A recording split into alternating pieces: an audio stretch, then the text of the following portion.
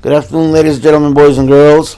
We're going to do now the Maimer of Zachor Asher Asah Lecha Amalek, which the Rebbe said exactly 40 years ago on Parsha Zachor this past Shabbos.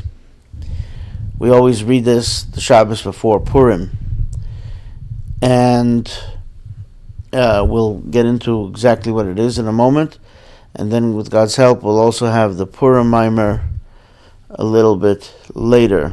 The Maimer of 40 years ago. Both these Maimerim give us special energy and strength in our day-to-day struggles and tasks, etc., with our own modern and not modern Amaleks, Hamans, etc. So the 4 weeks, the 4 special Shabbos in proximity to Purim and Pesach that the rabbis instituted that we have to have read to commemorate and to incorporate into our lives. We read the one about the Shkolim, the half shekel and its significance, now the Zachor. Then we will have Parah, the purification of the red heifer, and a Chodesh, the mitzvah of having the Jewish calendar, and the Korban Pesach, Passover offering. But always in conjunction with Purim, whose villain was the descendant of Amalek. We read this the Shabbos before. Zachor Asher Asah Lecha Amalek b'derech b'tzeischa Meemeetzrayim. Asher korcha geimer. The passage begins with, remember what Amalek did for you on the way from the exodus of Egypt. He met you. Ve'ato oyef v'yogea, you were tired and worn. Not fearful of God. He was not fearful of God. It will be when God brings about some peace to you. You shall obliterate the remembrance of Amalek from under the heavens. You shall not forget.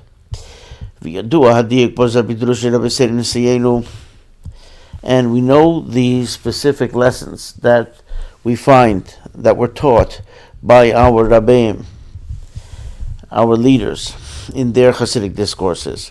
And just for some housekeeping, we're using the older version, and the newer version is very, very similar in the new book of the Dalit Parshias, but it's available as we stated last week. So the Rabbeim say, what is the reason that we make such a big deal? Such a big noise, such a storm, so to speak. Regarding the war with Amalek, more than the other nations. Amalek wasn't the only nation that came and attacked the Jews.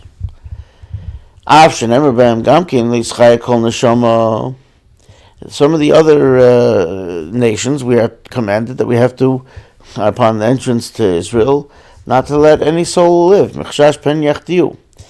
For the worrisome suspicion, lest they make you sin. In other words, and now of course this comes with the caveat that they were offered peace, and some nations actually took it, etc. But that's not for now. But then regarding, so there were other nations that we had to wage battles with and wars.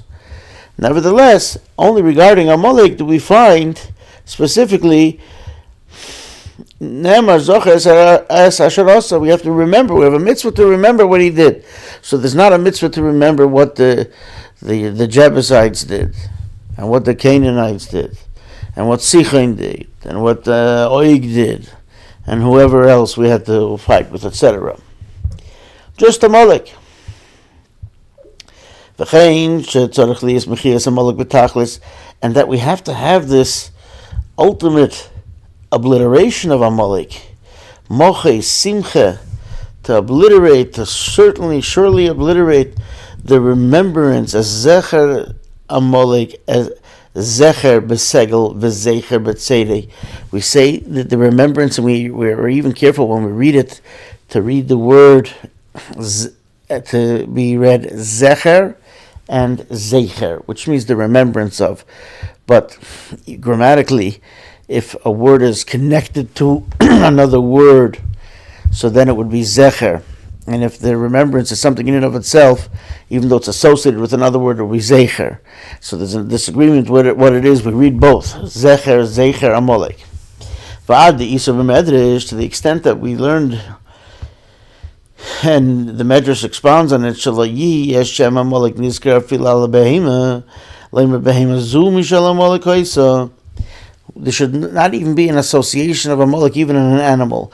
That someone will say, maybe the bounty of a battle with Amalek, we have to even get rid of their animals. They shouldn't say, this cow was from Amalek, this animal was from Amalek. Gomel Zeshal Amalek, actually the Medrash says, this camel was from Amalek. To the extent that we find it's a custom amongst Israel that even if the name of Amalek was written on something inanimate, on a rock, we erase it, we obliterate it. We also have to understand that which it says on the way in the Exodus from Egypt. And it also says in the other place that we read about when it's described on the way when we were going up out of Egypt. So what is this? We have to understand, what is this association of Amalek with the Exodus from Egypt? So there must be a connection. Now, we know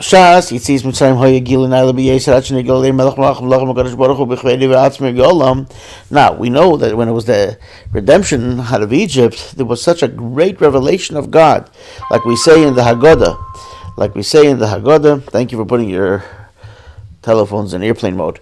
Like we say in the Haggadah, that God Himself came to redeem the Holy One, the King of the Kings, the King of the King of Kings, the Holy One, blessed be He, in His own glory by Himself came, and He revealed Himself to them and He redeemed them. So God Himself, that's the greatest revelation, the revelation of the Exodus out of Egypt. So what is this that and now we're talking about Amalek, who was a low point. So what's the connection with Amalek, with the Exodus from Egypt specifically? We also have to understand and talk about what is the idea of the obliteration from Amalek in its spiritual sense.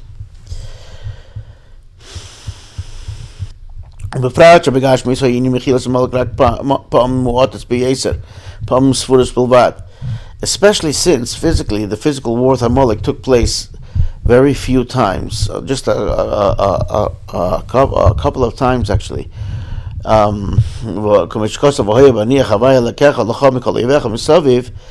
Like it says, that it will be when God will give you some peace around you, peace from your enemies around you. There was one time that it was in the days of King Saul. That's the Haftarah that we read on Shabbos, the story of that war with Amalek.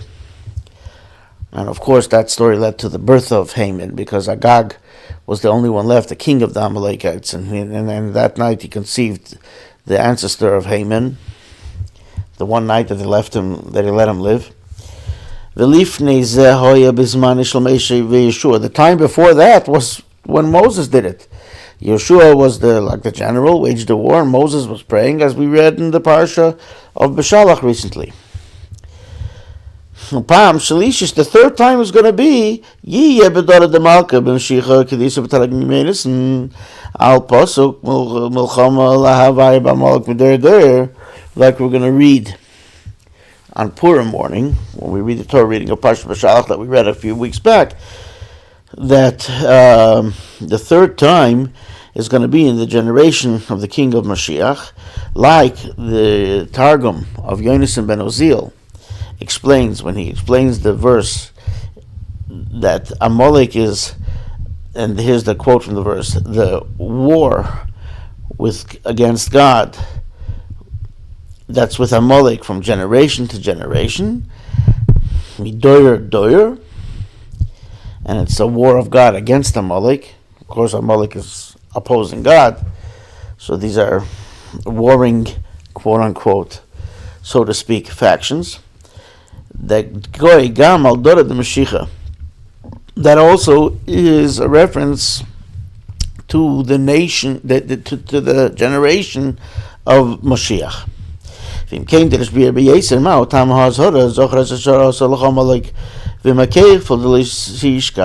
So then we really have to understand what's it all about.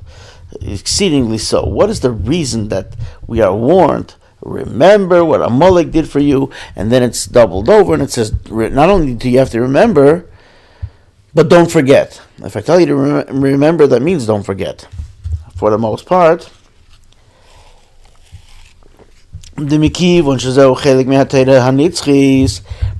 since this is part of the eternal Torah, take out the yellow markers, the highlighters.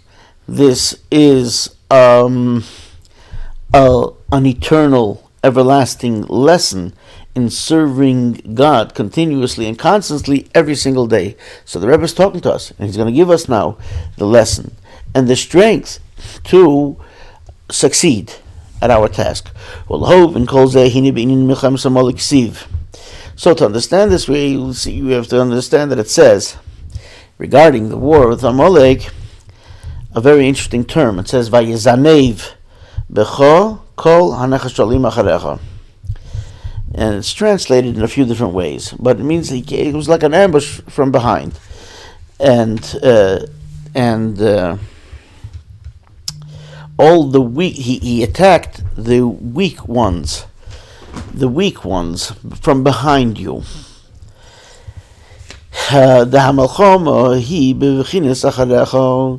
The war is about what's in the back. The back is, the Rebbe is going to explain it here, but it's the part that's not as significant.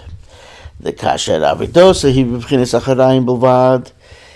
When we're serving God without so much enthusiasm, without getting so involved, we start to do it by rote.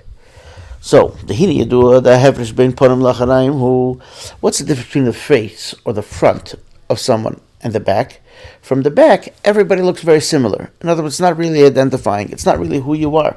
It's just really a more superficial way of what we are. So the difference between front and back is the afshe gufa odam gami achoyev yesh bein amachivorim sagidim b'shleimus kamei mitzad haponim. So the back half of the body of the human being also has part of the 248 limbs, and the 365 sinews are complete. There's the other half. The half is in the front, half is in the back. I mean, if we were to look at it that way. But when you see somebody from the front, that reveals the true makeup of a person. I want to point out here, we might have talked about this in the past, something very ironic here. The word for face, and we see some of the etymology here. In English, you say on the face of it, it means the outside, but then you can get into it. The Hebrew for the word face is ponim, which really means innermost, because the face shows the expression of what you're really feeling, of who you really are. So it's just an interesting thing.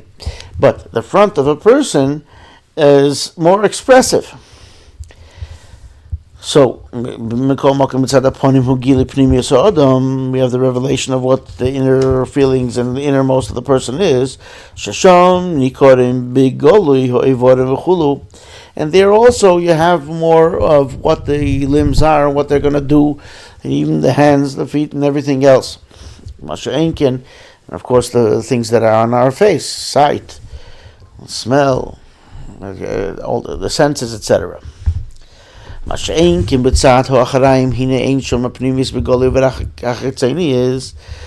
the backside, we don't have the innermost in a revealed way. We only have the outside part. And this, when a person is serving God only in a superficial way, I'm using the word superficial, but that's what it's called, in an outwardly way. In other words, it's not that deep with true enthusiasm. This you have the weaker parts that's behind you. It's like just you're becoming susceptible to an attack from behind. who lashon chalishas ad l'chalishas sheba chalishas. The word nechasholim, which the Torah used to describe who Amalek attacked, the weaker ones in the back, comes from the word that means weak, chalash, chalishas, and even weak of weak, the weakest of the weak. And in another way of looking at it, the Rebbe says it's like sleep. When one is asleep, a person who's asleep is totally alive. But nevertheless, he doesn't have the awareness that he has when he's awake, and that's kabbalistically described as kista d'chayus. It's a less part that of his life source and energy, which is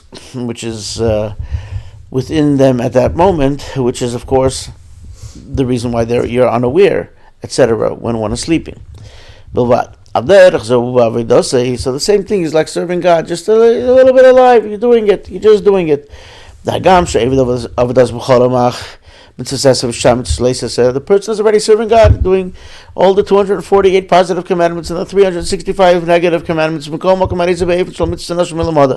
nevertheless, he's doing it like it says in Isaiah, just by rote, the way you learn, by habit, habitually, the way they're doing it every single day. You get up in the morning, you wash your hands. You say, you get up in the morning, you say Moedani. You don't think about what you're saying, you just say it.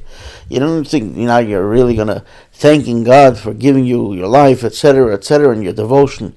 And then you wash your hands, you're just by rote, piece by piece, piece by piece. The Lecha is without particular enthusiasm in life.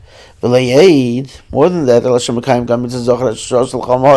Rebbe says, and even this mitzvah, which tells us, which is the Rebbe will explain, is to bring us awareness of this problem. Even this mitzvah we also do by rote. The mitzvah of remembering what Amalek did to you, not only with your mouth but also in your heart. Not only just that you hear it, it's a mitzvah to actually hear this Torah reading. The Torah reading of Zachor, it's a mitzvah to hear. It's one of that's the way we fulfill this one of the 613 mitzvahs, and that's why everyone's careful to hear it. And by the way, if you didn't hear it on Shabbos, you should try to hear it on Purim morning. Those that say you could at least fulfill your obligation that way. This is not the Megillah, the Torah reading of the morning prayer. Yeah. Elogam Cheshev Pirush Hamilas. And not only do you hear it, but he also thinks what the translation of the words. Chulu. Right? You look into English.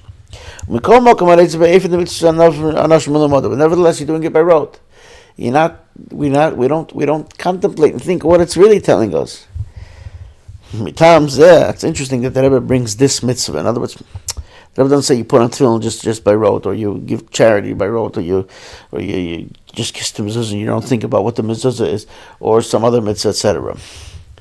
But he's talking already about Amalek. He says this mitzvah is the example. The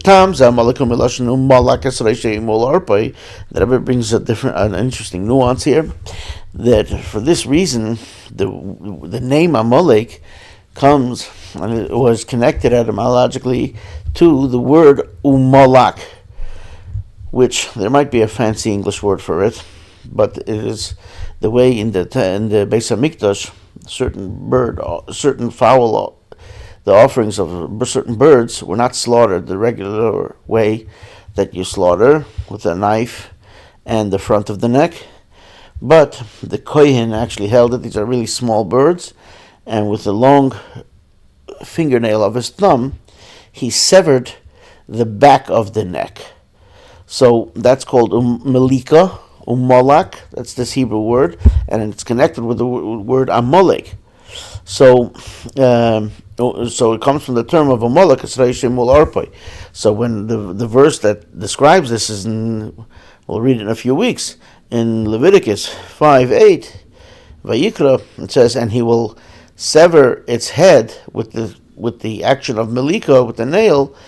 And at the neck spot corresponding to where the back of the neck is, and that's where the head will be severed.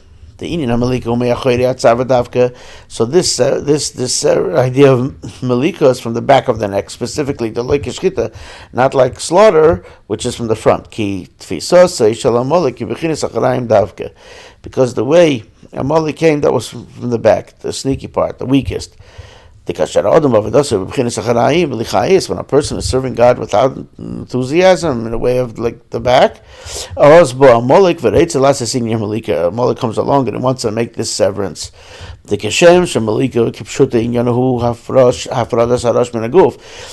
like the Malika physically is the separation and the cessation of the head from the body, Amalek's whole purpose is to separate between the head and the body. Let's see, what does that mean? When you have your head involved in serving God, so that's the intellect, the understanding, and the explanation. And according to the proper order, excuse me, the way that things should be, the head has to be the leader of the body. Mashpia b'chol inyoni haguf ad lekecha. It affects all the matters of the body to the extent of every action, and the possibility of everything that he does. Shebeguf shehamaisu huike, and the primary thing is what you do, that you're active. And through this act of malika, there's a cessation and a separation between the head and the body. That means that even though the body is complete and the head is complete, but there's no connection between them, then they're both not going to work. The contemplation of that's going on in the head is not affecting how the body is going to act if there's no connection. This is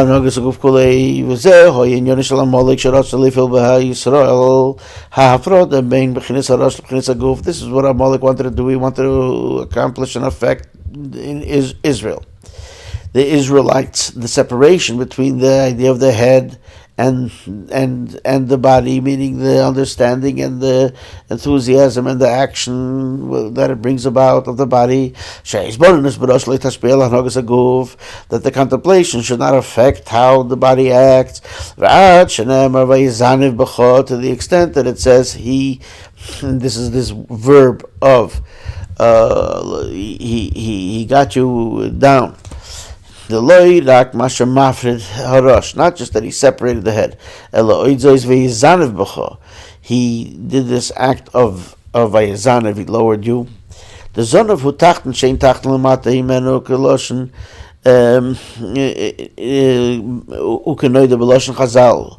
Shekshareitz matayish nidvorim she'enu be'erach zel zem mamshilim eisei bereish v'zonov. So this word that he lowered you really comes from the same word that means a tail. This verb has it within it the noun of zonov, which means the tail. So there's nothing lower than that. And like the sages explain, that when it wants to explain two would it be diabolical opposites, two complete opposites. So what do you want to say? What do you want to say? This is like, two separate things. You say, oh, that's the head and this is the tail. This is how they would describe it. This would be the analogy. The tail is very secondary to now. When you learn science lessons about animals, so sometimes they figured out what is the purpose of the tail for certain animals. They use it for certain things. So the animals, they don't. It's really even hard to understand why they have it at all. But that's today. We're not going in. That will not be today's lesson. Sorry. That's just for further thought, and especially if it's in a place where you can't study Torah, maybe it'll help. You could look into that. Yes. This is what Amalek accomplished. They made us to the level of tail, which is very, very, not as I don't want to say superfluous, but the secondary, etc. Now, how? There's a lot of things that Amalek does. That the Chazal, our sages, tell us. The Amalek matal keridus v'avedis adam. Amalek puts in I'm going to say damper in English, but cold, a kaltkeit we say in Yiddish. It's cold. He cools you down, cools your enthusiasm in serving God. It should be without any enthusiasm at all. Like the Medrash says explicitly, this word, which means he met you, he came upon you, korcha, like also could come from the same Hebrew word, kar. My grandfather used to say, Korea is kalt, he used to say, because it has the word kar. Kar means cold. That's neither here nor there. No, there's no specifics here. So the mashkos of hashakorcha baderech umuloshin kriris. It says korcha, the verb, doesn't only mean he met you; he also cooled you off. V'gam Amalek. Here's another thing, another nuance that Rebbe says. So number one, that it cools you down. Number two, here's number two. V'gam Amalek v'gematria sofik. This is already from the Baal Shem Tov, etc. That the word Amalek has the Hebrew numerical value of sofek, which means doubt. It throws in a doubt. Here you think, you're going to go, maybe not. Shabo matal sfekes b'daitei comes and places some doubts in your mind. Va'ad betachas heyedita d'Amalek shu adas delumas. And the worst thing, the ultimate descension that Amalek causes is the idea of das of the other side. Now, das, we know, is the result, right? Remember, we've discussed many times that in the intellectual spheres we have chokhmah, bina, and das. Wisdom, understanding, knowledge. Knowledge is a result. It's the goal being accomplished, right? You have either keser, chokhmah, bina. There's the goal and the idea, which is then developed into bina, but we count it with Chabad, which is the chokhmah, the wisdom, which is just a point, and that has to be developed. They're always together, chokhmah and bina, and das is the result when something happens. That's why it says yoda. That's to the extent, like it says in Tanya, Adam knew Eve. That knowledge is that total connection. In other words, the das is the result that came about the developed idea, right?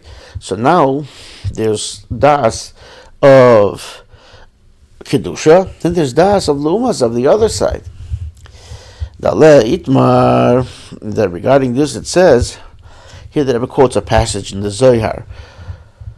Amalek achar istaris v'le ovid peidin. Hainu shapel hepachai loda dekdusha. That passage in Zohar, I believe it's 103 in Chelik Beis. There it's talking about the rivers. It says that the river went out of Garden of Eden and it watered the garden. And there are many physically, the river waters something, brings about growth. And esoterically, it's also analogous to the flow that brings about good deeds. And then there's the Zohar. There continues that there's also the itma. I just read it. Sorry about that. I'm just going to reread that, please. The Lecha itmar regarding the das of Lumas, it says El Acher, another. If it's an idol worship, heaven forbid, it's like another god. Istaris, it's emasculated. V'lo ovid pirin, and it doesn't bear fruit. In other words, this river doesn't water anything to make anything grow and any fruit to come forth from it. So, that means it affects the opposite of allowing things to grow and blossom and bloom in a holy sense.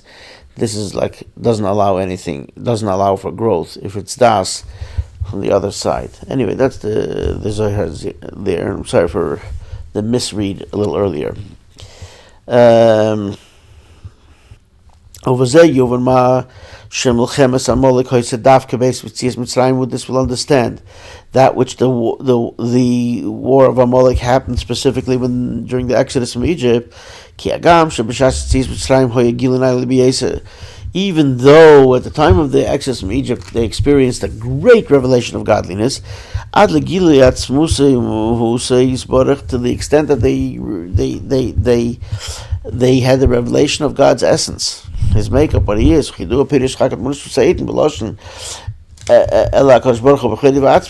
Rebbe, the Rashab,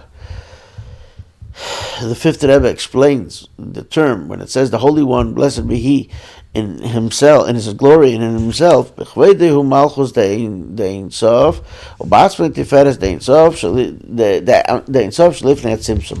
He even talks about which levels were revealed, the level of the infiniteness of God's of Malchus Dein Sof. So that's the way the spheres are within the essence of God, but they're infinite on that level. This is before the Tzimtzum, so to speak. And Ba'atzma is even higher than that, so because the glory is already something. Atzma, remember we talked when we spoke about, a few weeks ago, when it was Yud Shvat, we spoke about the Tzimtzum on top of a Tzimtzum, the way God is more and more concentrated to get to God's essence. But even in the spot where, even in His essence, He decides that He's going to have creation or something, there's already levels before even the big Tzimtzum, so to speak. So, when it says b'chvoidei v'atzmei, so the glory is already just the glory. So that's already Malchus, the lowest level of His essence within Himself, which is infinite. And then Tiferes is the beauty. Atzmei is the essence of what He is, the third level of Tiferes, which is before the Tzimtzum. So just suffice it to say, for our purpose at this moment, that it was a very lofty revelation of God. But this was something that God gave as a gift. It didn't come through what we served God. It came as a gift from God, not through how we were serving. Therefore, it didn't permeate us. That's why Amalek was able to affect.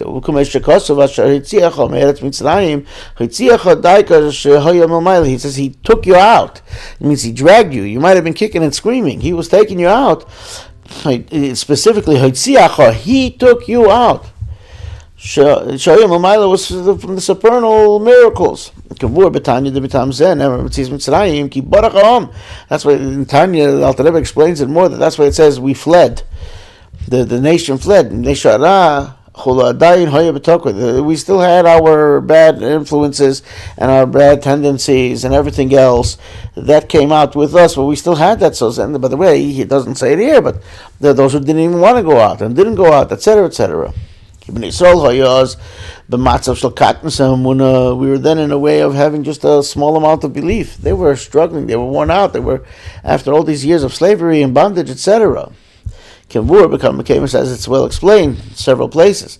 Therefore, they had not the deepest sense of faith, but they're outwardly, the back one. And that's why there was a place for Amalek to come and attack when we were down. So now let's get to how we counter this, and we'll know why it's Amalek specifically that the Torah warns us. And that we have to be aware of this, and then transform it and turn it around and make it good.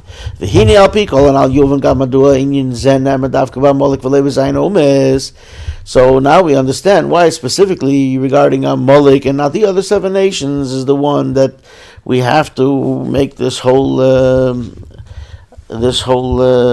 stress. Not stress in that sense, but we stress it. I didn't mean to bring anyone any more anxiety, right? I didn't want to say another word that starts with ST, right? So that was the hesitation for a moment. Now the other ones it says, by the war of Amalek, you're not even allowed to allow any. They had to even kill the animals. Remember the story in the Haftarah? King Saul says to the prophet Samuel, we left the animals so we can bring for an offering. And that's when he tells him that you have to listen and obey. Obeying is what God wants, not you're not looking for your gifts of animals. Anyway, why? Even somebody who is serving God in conquering the 7 nations, meaning the 7 attributes which you have within yourself that could be devoted and focused on the wrong thing, and those are getting conquered. To the extent that he doesn't allow anything in other words, don't let any living soul of anything, meaning he doesn't allow his 7 attributes to deviate at all.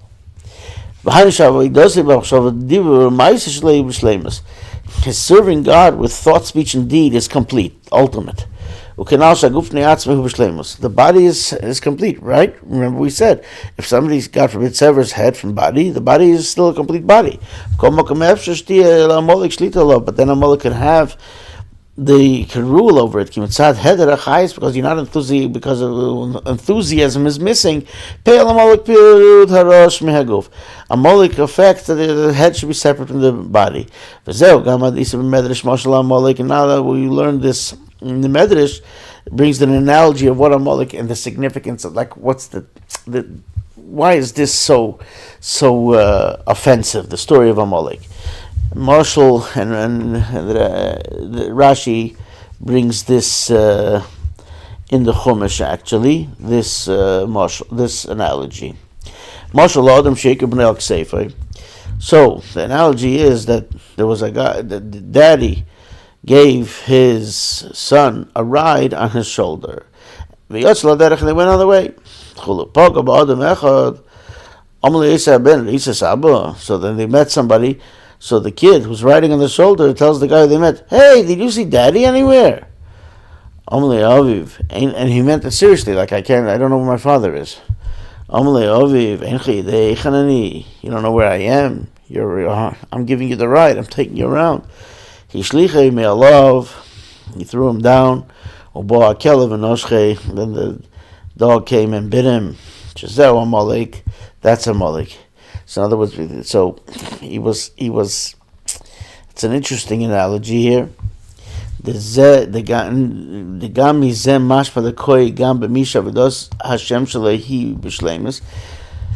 So we could also, Rebbe insinuates from here, that this could also be somebody who is serving God in a complete fashion. He's riding on God's shoulders. So in other words, it's not just Dad gave him a ride. So what happened? But here also, Amalek comes along and drops in doubts. Where's Daddy? Now, maybe I don't see this here, but maybe he saw the dog from far, the kid on the shoulder. So he asked the guy, "Where's my father?" Like, I want to, like, you must say this to understand this analogy. The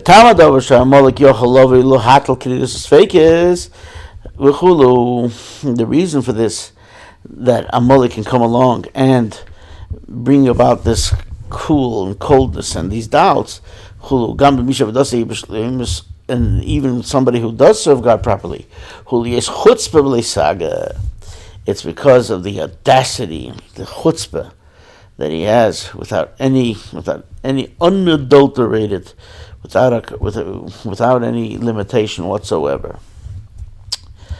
And this is what the Medrash says. Yisrei, the father-in-law Moses, and Amalek, they were two opposites. The Medrash tells us. That means that there has to be a common denominator, and you say, yeah, but they're different. Now we can understand why. Yisrei is called Yisrei because he brought along an extra parsha in the Torah, the story about Yisrei. He brought along something special. He increases Torah. In other words, in a deeper sense also, Yisrei heard and he grew and he wanted to join, etc., etc. But Amalek, His whole thing was exactly the opposite. Even somebody who was doing Torah mitzvahs properly, he also brings about doubts to him. This is what it means that you have to remember what Amalek did to you.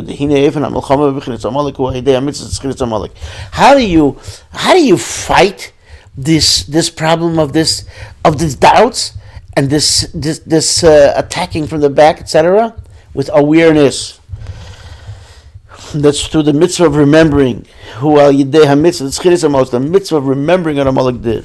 Like it explains in the discourses of the Rebbeim. The part of the memory part of the brain, of the intellect, is the same part that has the wisdom. And this is even higher than understanding. In other words, memory is just it's a recall without the full-fledged contemplation of what's going on. And like it says, we actually say this in the prayer on Rosh Hashanah, that God doesn't forget anything. It's explained. Also in the laws of Torah study of the Alter Rebbe. Interesting, because we're learning now in the Rambam, the laws of Torah study. The inyan hashikha shayich rak me'elam hakisei ulamata. The idea of forgetfulness only could come from lower than the level of what's called the throne of God. In other words, there's a certain spot where the idea of forgetfulness begins to exist. The kisei hisfiras habina. There, it's already the attribute of understanding. So, but higher than that, there's not forgetfulness. But the wisdom part is the idea of remembering, of presence. Bina, there starts to be a process, and with process, something can be missing. That's why it says remember, don't forget. You have to bring it down to the level where forgetfulness is possible, and then be aware at that spot too. So first remember, that's very high. Bring it down. And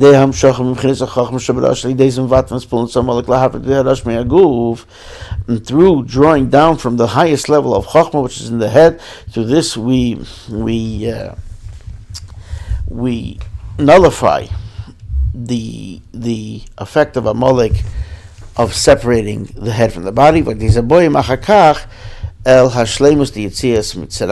through this we come to the ultimate of the Exodus, like God said, and I will take you up, I will bring you up, I will elevate you from the torture and being despot, etc. of Egypt to a good and broad land. Through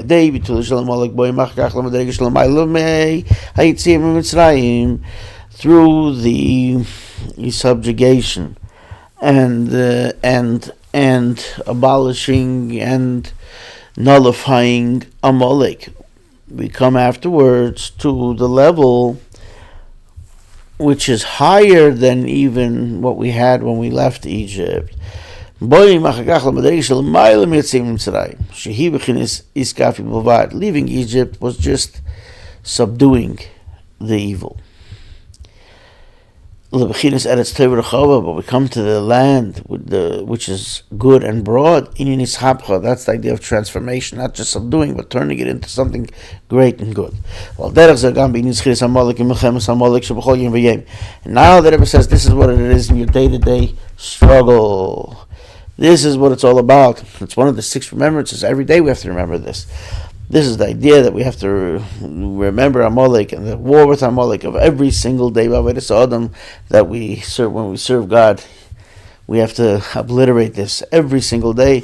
Here's the power. Here's the message. Start with this. When a person gets up in their sleep, you're a new person. Today is a new day. Don't worry. Yesterday is gone. Now you are new. You are a new creature.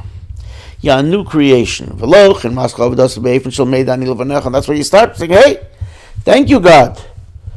I submit before you, God. with thanks. We say that immediately in the beginning of the day.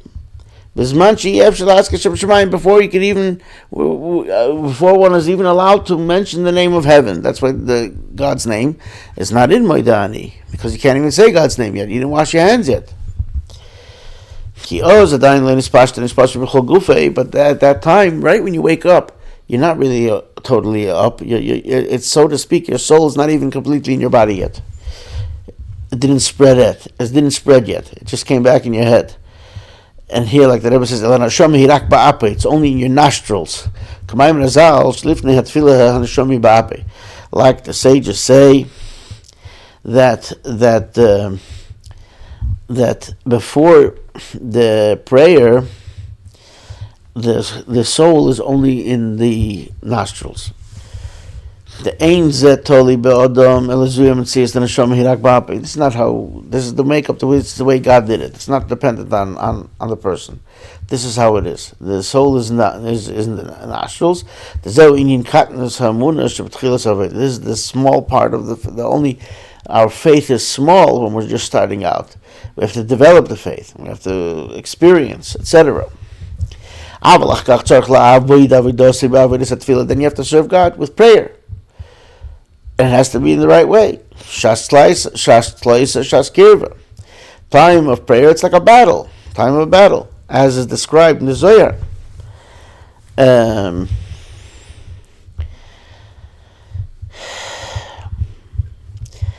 Jacob says to his children, he says, I'm giving you the land that I got, b'charbi b'kashti, with my sword and with my bow.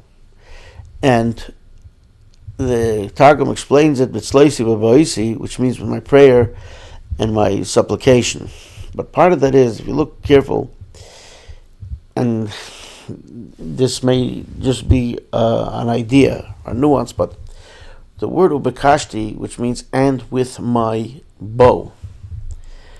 But you could switch around the vowels there, and then it would read ubakoshosi, and with my requesting, meaning my prayer.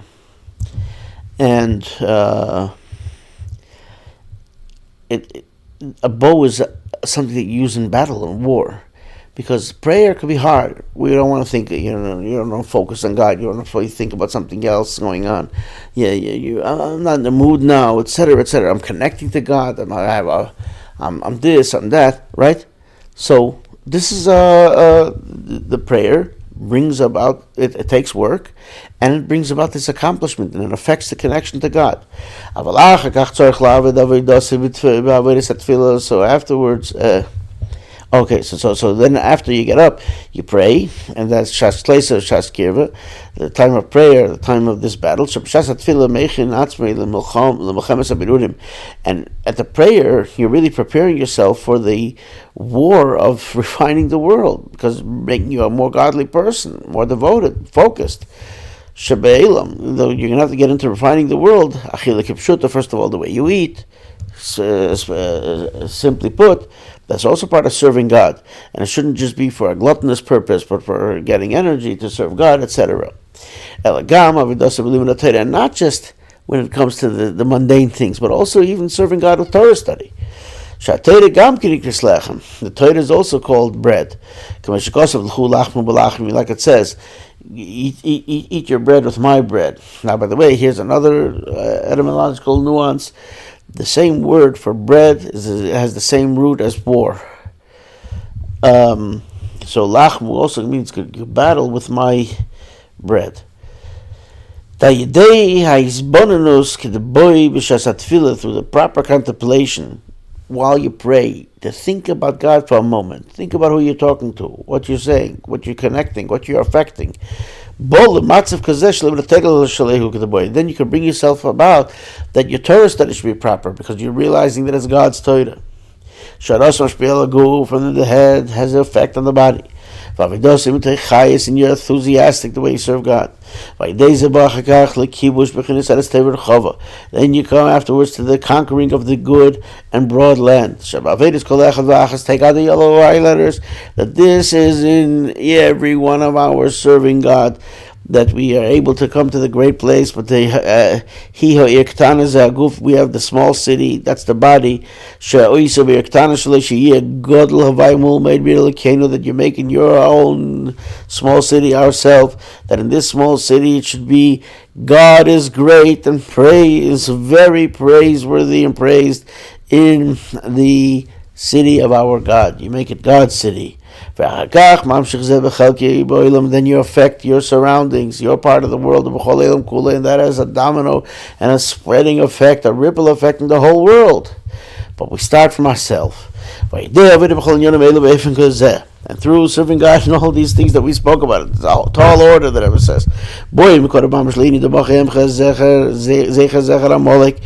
Then through all this we come to the ultimate obliteration of the remembrance of Amalek, through totally obliterating the remembrance of Amalek. In the way that it's the battle of God to Amalek in every generation, and like it says, and we mentioned it earlier, that means it starts from this generation, means from when it happened then, and from the generation now. In other words, the generation of Mashiach and the generation of the world to come. But Bias Mashiach Tzidkenu, the coming of our righteous Mashiach, he will come and he will redeem us and he will bring us upright to our land. And all of this speedily in our days, actually so. Happy Purim, L'chaim.